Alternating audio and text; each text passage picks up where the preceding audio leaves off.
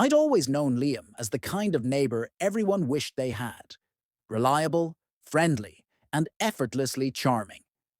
He lived in the apartment next to mine for almost a year before we exchanged more than a casual hello. He wasn't just easy to talk to. He was easy to trust. The kind of guy who helped old ladies with groceries and still managed to look cool doing it. Liam had a girlfriend, Julia, soft-spoken, often traveling for work, rarely around. They seemed like a solid couple, but I never saw much of them together.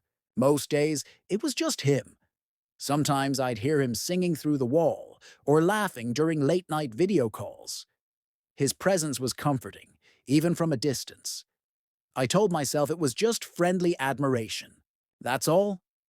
The day I asked him for a favor, it was raining. One of those stubborn, cold spring showers that drench you in minutes.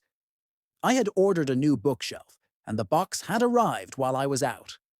The delivery guy left it at the entrance, soaked and leaning dangerously against the stairwell wall. There was no way I could carry it up alone. I knocked on Liam's door, fully expecting a polite excuse. Instead, he opened with a warm grin and a towel slung over his shoulder, mid-shave. "Give me 2 minutes, and I'm all yours," he said, with a wink. I laughed, surprised by how quickly the tension between us dissolved. Maybe it had never existed to begin with. Just in my head. True to his word, Liam helped without hesitation. He made it look effortless, hauling the box up 3 flights while cracking jokes about how I should invest in lighter furniture.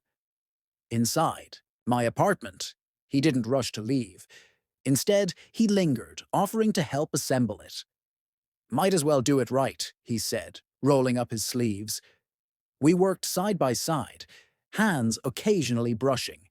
At first, I chalked up the warmth in my chest to simple appreciation, gratitude for his time and generosity. But then I caught him watching me, really watching me, with a look I couldn't quite place. It wasn't flirty, it wasn't innocent, either. "I'm glad you asked," he said softly, tightening the last bolt. "I don't mind helping." There was a pause, long enough to feel dangerous. "Thanks," I replied, my voice quieter than I intended. "You didn't have to, but—" "I'm glad you did." He smiled, and for a moment the air between us shifted. Something unspoken, delicate, and almost imperceptible settled there. Then, just as quickly, it vanished. Liam stood up, brushed off his jeans, and stretched. "All right, duty calls. Let me know if that thing collapses." And with that, he left, leaving the scent of rain and cedarwood behind, and 100 unformed thoughts circling in my mind. I didn't know it then, but that favor was the beginning of everything. After that night, something shifted between us, subtle but undeniable. Liam started stopping by more often. At first, it was under the guise of small things. A missing wrench, a borrowed charger. Once, just to return a Tupperware container I'd never actually given him. Each visit stretched longer, conversations deepened, and the silences between us grew more meaningful than the words. He told me things I hadn't expected, how he felt stuck, like life was happening around him while he watched from a distance. He loved Julia, he said, but lately he wasn't sure what that love was built on anymore. "We've become polite," he admitted one evening, stirring sugar into his coffee with a distracted hand. "Comfortable, I guess. But is that enough?" I didn't answer. It wasn't my place. But part of me wondered if he wanted an answer, or if he was hoping I wouldn't give one. We spent hours together some days. Our routine was quiet, unspoken. Late-night conversations over leftover takeout. Movie marathons that turned into whispered debates about characters and endings. We shared space like it was natural, like we'd done it for years. But underneath the ease was a constant current, one I didn't dare acknowledge aloud. The night it all nearly changed, the rain returned, like a familiar cue. I found myself knocking on his door this time, holding 2 mugs of tea and a restless heart. He let me in with a half smile, eyes heavy with something I couldn't read. We sat shoulder to shoulder on his couch, watching the storm blur the windows. I feel more like myself around you, he said suddenly, without looking at me. It's weird, right? I turned to respond, but the words died somewhere in my throat. The air between us pulsed, full, thick, expectant. Then slowly, deliberately, he reached out. His fingers grazed my hand, hesitant but lingering. I didn't. Pull away.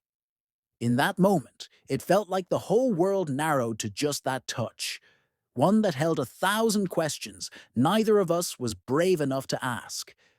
But then his phone buzzed. The screen lit up with Julia's name.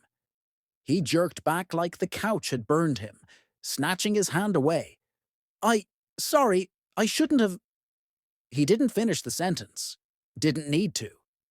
He stood up abruptly, muttering something about needing to call her back. I nodded, mute, heart pounding so loud I thought it might speak for me. I left without finishing my tea. Back in my apartment, I sat alone in the dark, staring at the wall that separated our homes. My mind replayed every second, every word, every look. I wanted to believe it was nothing. A mistake, a fleeting lapse. But deep down, I knew better.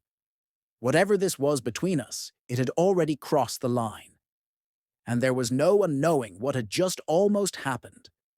The days that followed were quiet. Too quiet. Liam didn't text, didn't drop by. I stopped hearing his late-night music through the wall.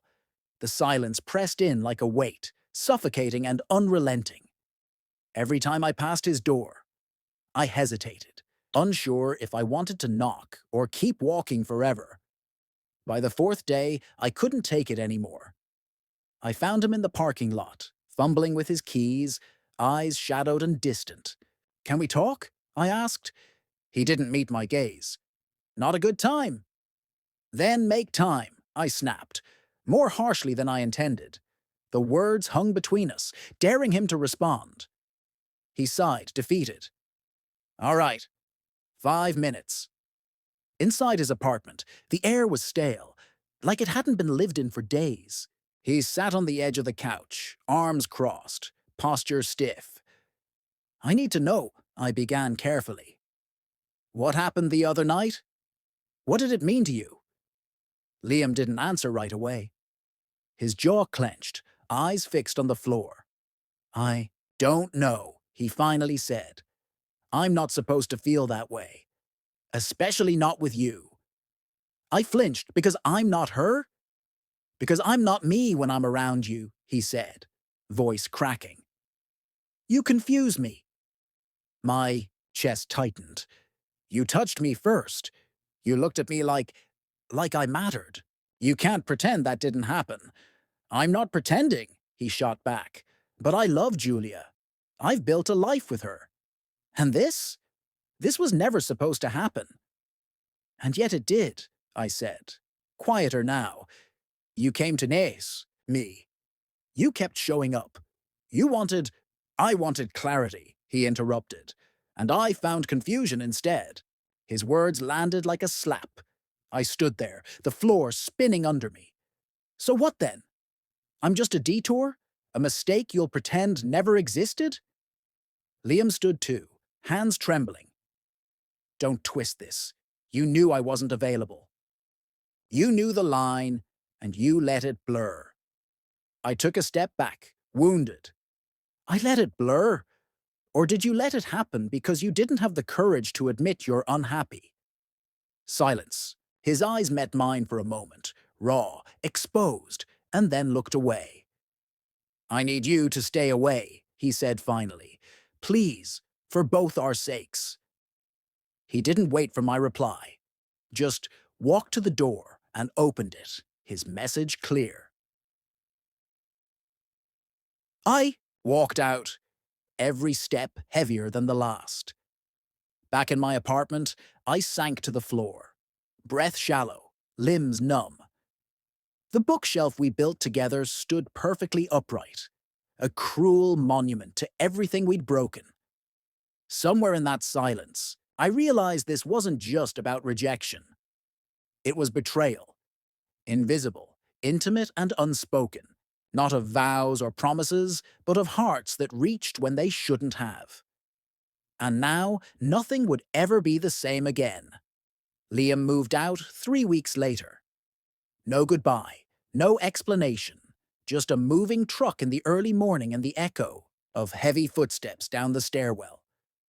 I watched from my window, hidden behind the curtains like a coward, heart beating hollow in my chest. Julia stood beside him, her smile polite but distant. He didn't look up once. When they drove away, it felt like someone had pressed delete on a part of my life I hadn't saved properly. And maybe that was for the best. The first few days were the hardest. The silence that used to comfort me now screamed. I'd wake up expecting to hear his laugh through the wall or smell his cologne in the hallway, but there was nothing. Just an empty space where something unspoken had once lived. I spent a lot of time trying to rewrite what had happened in my head. Maybe if I'd pulled away first, maybe if I hadn't gone over that night, maybe if I hadn't mistaken kindness for something more. But every scenario ended the same, with two people who crossed a line neither of them could uncross. Eventually, the ache dulled.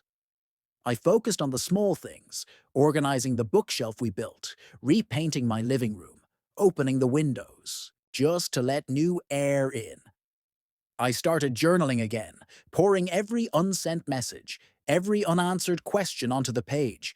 It helped. A little.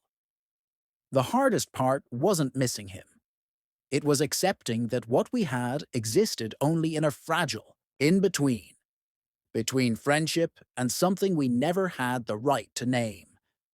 And yet, even in the bitterness, there was clarity. Liam didn't owe me more than he could give, and I didn't deserve to be the shadow someone ran to when their world grew dim. We were two people who collided at the wrong time, in the wrong way, and mistook that crash for connection. One afternoon, I passed by his old door. A new name was on the mailbox. New curtains in the window. Life had moved on. And so, I realized, had I?